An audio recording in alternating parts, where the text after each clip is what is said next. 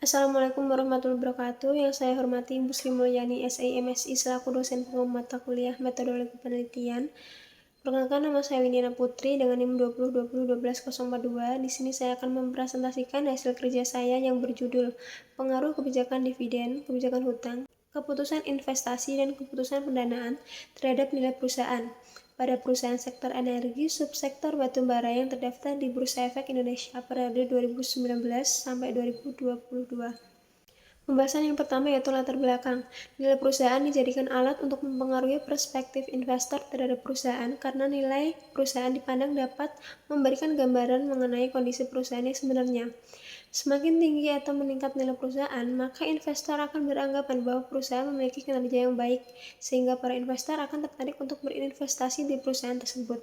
Setiap perusahaan mengharapkan agar nilai perusahaannya dapat meningkat dan mengupayakan peningkatan tersebut agar kinerja perusahaan dapat dinilai baik oleh pemilik dan pihak luar yang berkepentingan dengan perusahaan. Namun pada kenyataannya, tidak semua perusahaan dapat meningkatkan dan mempertahankan nilai perusahaannya secara cepat, karena realitanya masih banyak perusahaan yang terus menurun, tergambar dari turunnya harga saham setiap tahunnya. Dan selanjutnya yaitu rumusan masalah.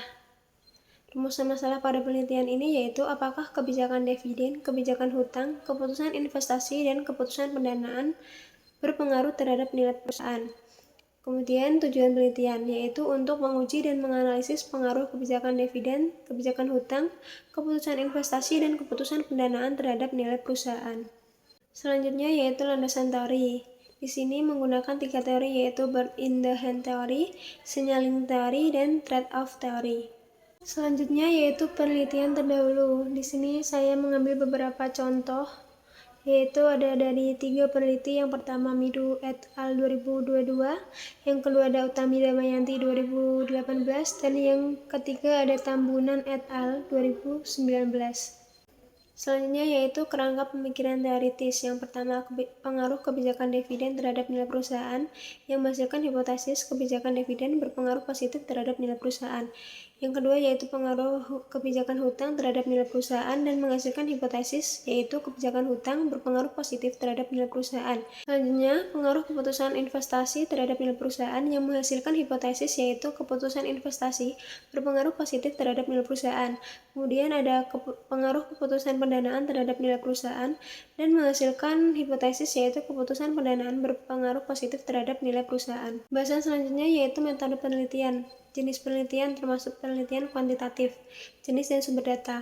Jenis data yang dipakai yaitu data sekunder yang berupa laporan tahunan yang dikeluarkan oleh perusahaan di sektor energi subsektor batubara yang terdaftar di Bursa Efek Indonesia dengan beberapa kriteria tertentu.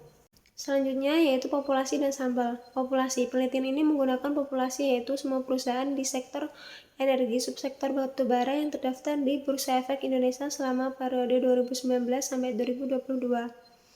Kemudian sampel. Pengambilan sampel pada penelitian ini menggunakan teknik purposive sampling. Pengumpulan data dan pengolahan data. Pengumpulan data. Metode pengumpulan data pada penelitian ini adalah dengan cara mengumpulkan data laporan keuangan tahunan pada perusahaan sektor energi subsektor batubara yang sesuai dengan kriteria yang sudah ditentukan. Data penelitian diperoleh dari Bursa Efek Indonesia. Kemudian pengelolaan data. Tahap pengelolaan data pada penelitian ini meliputi editing, coding, dan tabulasi. Selanjutnya yaitu analisis data, meliputi analisis statistik deskriptif, kemudian uji asumsi klasik yaitu terdiri dari uji normalitas residual, uji multikolinialitas, uji autokorelasi, dan uji heteroskedastisitas. Kemudian ada pengujian hipotesis yang terdiri dari analisis linear berganda, pengujian hipotesis secara parsial atau uji T, dan pengujian koefisien determinasi atau R kuadrat.